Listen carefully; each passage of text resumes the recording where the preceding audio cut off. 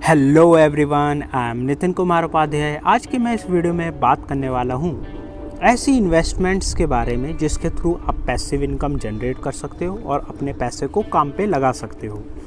First आता है हमारा फिक्स्ड डिपॉजिट।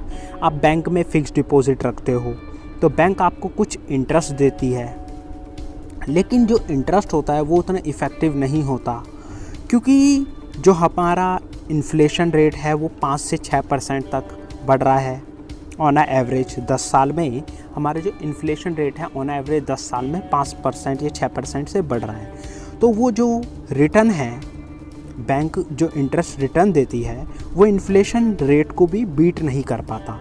तो सेविंग का जो रिटर्न है 3 से 5% के बीच में उतना अट्रैक्टिव नहीं हो पाता। और अगर आप सेविंग में अपने पैसे को रखते हो तो वो कोई अच्छी चीज़ नहीं है। आप फिक्स्ड डिपॉजिट के बजाय गवर्नमेंट बॉन्ड्स में इन्वेस्ट कर सकते हो, क्योंकि उसमें देखो गुड रिटर्न मिल जाता है, टैक्स बेनिफिट मिल जाता है, सेफ़ इन्वेस्टमेंट है। क्योंकि सेफ़ इन्वेस्टमेंट इसलिए है क्योंकि इसमें गवर्नमेंट की गारंटी मिलती है और दूसरा इसमें टैक्स बेनिफिट है। और जो टैक्स बेनिफिट कितना है ये डिपेंड करता है आप गवर्नमेंट का कौन सा बॉन्ड ले रहे हो। और दूसरा आ जाता है हमारा इंडेक्स फंड। इंडेक्स फंड में इन्वेस्ट करने के लिए आपको कोई डीप एनालिसिस की ज़रूरत नहीं है। ये भी एक अच्छा रिटर्न देता है। ये वही इंडेक्स फंड है जो सेंसेक्स और निफ्टी ने रिटर्न दिया है। अगर आपको मार्केट की बेसिक नॉलेज है और आप मानते हो कि इंडियन इकोनॉमी आगे बढ़ेगी ही बढ़ेगी, तो आप इंडिया के ग्रोथ स्टोरी पे भरोसा रखते हो तो आप इंडेक्स फंड में इन्वेस्ट कर सकते हो। 10 साल में इंडेक्स फंड ने 16% का कंपाउंडिंग रिटर्न दिया है। और सेंसेक्स आप किस में इन्वेस्ट कर सकते हो? आप सेंसेक्स इंडेक्स फंड रिटर्न में कर सकते हो या निफ्टी इंडेक्स फंड रिटर्न में इन्वेस्ट कर सकते हो। और जो आपका जो ये रिटर्न आएगा ये उनकी वेटेज के अनुसार उसमें इन्वेस्ट किया जाता है। जैसे कि आप सेंसेक्स इंडेक्स फंड में इन्वेस्ट करते हो तो आप सेंसेक्स जो उसका सेंसेक्स है उसमें जो कंपनीज़ है उनकी वेटेज के बेस पर उसमें इन्वेस्ट किया जाएगा और ये भी एक अच्छा रिटर्न माना जाता है। इसमें इन्वेस्ट करने के लिए आपको SIP के थ्रू आप इन्वेस्ट कर सकते हो, सिस्टमेटिक इन्वेस्टमेंट प्लान। इसमें आप छोटे छोटे अमाउंट इंडेक्स फंड में इन्वेस्ट कर सकते हो पर मंथ बेस पे।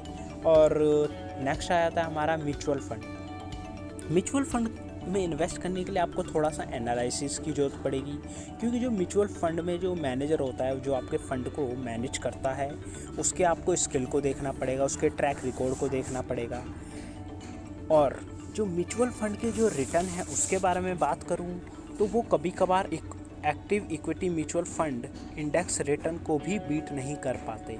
तब तो आपको देखना पड़ेगा कि ये बीट कर पा रहा है या नहीं। अगर वो नहीं बीट कर पा रहा तो कोई फ़ायदा नहीं है इन्वेस्ट करने का।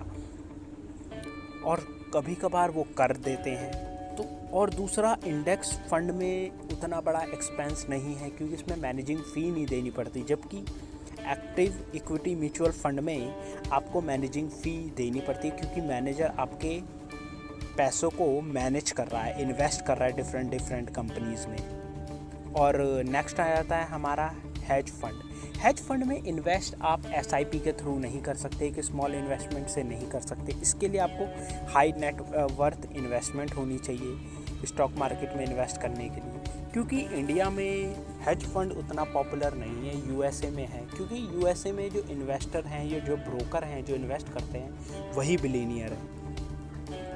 तो यही है इन्वेस्टमेंट, इनडायरेक्ट इन्वेस्टमेंट हैं जिसके थ्रू आप इन्वेस्ट कर सकते हो। तो कौन कौन से हैं? पहला है हमारा fixed deposit, government bonds, index fund है, म्यूचुअल फंड है और हेज फंड है, जिसके थ्रू आप पैसिव इनकम जनरेट कर सकते हो।